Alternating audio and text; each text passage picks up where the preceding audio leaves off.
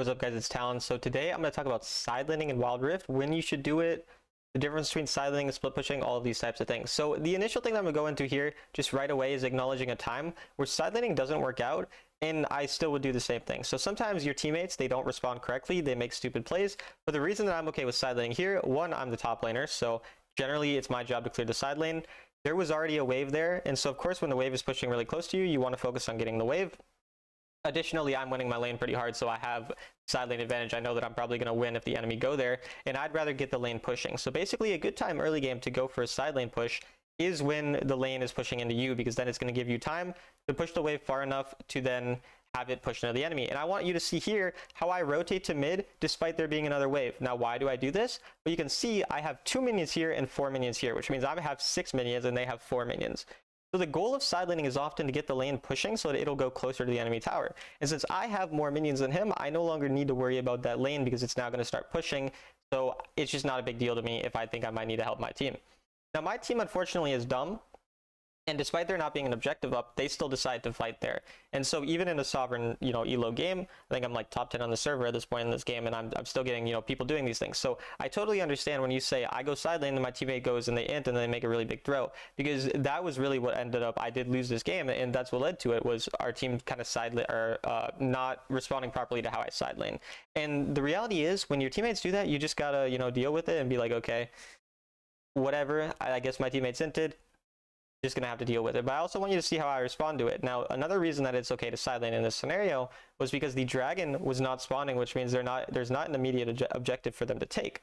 I'm not spending a lot of time on that bot wave. I'm just pushing those 2 waves. I'm immediately rotating. And then you see how I noticed that my teammates died there. They made a dumb play. The enemy might go for Baron now. So I'm specifically now rotating and going to, get vision on the Baron so that I make sure the enemy can't just go and do it. So basically, the kind of main things I want you to take from side laning here is, first of all, sometimes your teammates are going to int on a stupid time in your side lane and there's nothing you can do about it, and it just is what it is. We just need to accept that. It's better to make the right play than to just, always make the wrong play just so our teammates hopefully don't int. Second of all, it's good to side lane when the wave is pushing towards your side of the map, and then you want to make sure you get it to a point where it'll start pushing to the enemy side of the map, because you can see here now that Tristana has to respond to it because it's going towards her side of the map. And third, generally speaking, you want to do it when an objective is not about to spawn, because if you push the wave and the objective is spawning, well then your team's probably going to fight. So basically you want to side lane before the objective is spawning rather than right about when it's going to spawn. Alright, so in this scenario, I'm the mid laner in this game. I'm not going to spend too much time in the mid lane. I'm going to focus on getting this wave right away, right? You can see how the wave is already cleared by my team. I'm like, okay, I'm going to go side lane. Now, why do I know that I can side lane in this time without being in danger? Well, the first one is the wave is closer to my side of the map than the enemy, which means that's not going to put me in much danger. Second of all, I'm on the top side of the map, which means the top laner is most likely the one who would respond to me if anyone were to respond. Where is their top laner right now? He's currently in mid lane. Who else is in mid lane? 3 other people. That means that 4 people are there. The maximum amount of people that can possibly respond to me here are a singular person, the jungler. And even if the jungler does respond, I'm strong in this game, so I know I can probably take the 1v1. Additionally, there's not currently an objective spawning. What does that mean? If I do die, it's not a big deal. Also, there's a low turret in the top side of the map. You can't see it because my thing's covering it, but you can see now. Low turret in the top side of the map.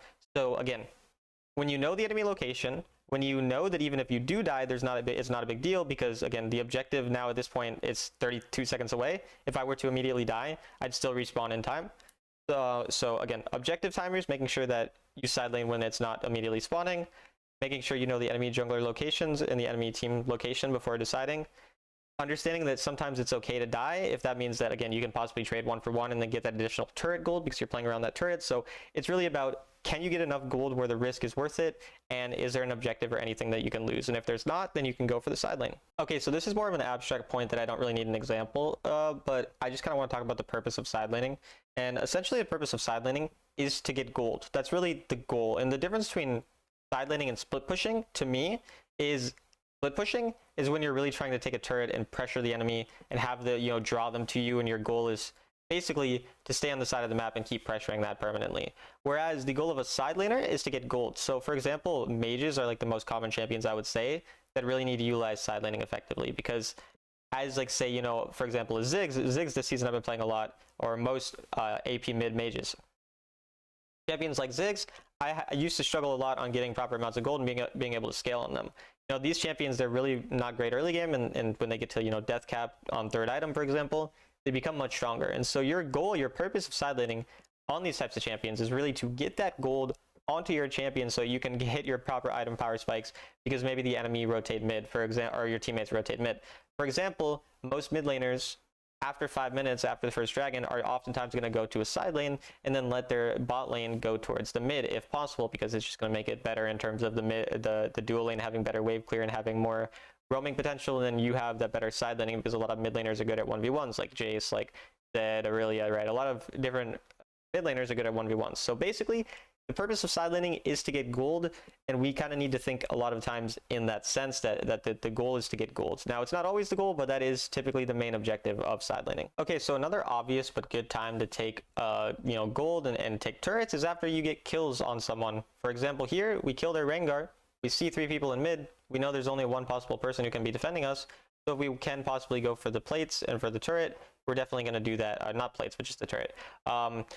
Again, we see people on the other side of the map, so we're going to take advantage of that. And then another thing that I want to talk about that isn't necessarily this example, but is just a general thing, it is true in this example too, is that generally it's better to go side lane and take these riskier plays when you know, again, one, there's no objective that's really up. I mean, the Baron's coming, but realistically, we're not going to lose the Baron here at this, or like as soon as it spawns, because it's really hard to take the Baron. But additionally, do you have your defensive spells? So I have Flash and Exhaust, so I can be more risky for these turrets, for these plates, and for the gold and the waves and everything, because I know that I have Flash and Exhaust and I have my second ability, so I have a lot of ways to escape. So basically thinking, obviously, again, if we kill people, we can make plays typically for turrets and more gold rather than just instantly recalling. But additionally, do we have those defensive resources in order to, you know, get out of a sticky situation if we do find ourselves in one? Okay, guys, so then another thing specifically for mid laners and ADCs that's really important is understanding what to do when you're not doing well in the game, but maybe you have some teammates who are doing decently. So in this game, my top laner, my Jace, he's doing pretty good. And so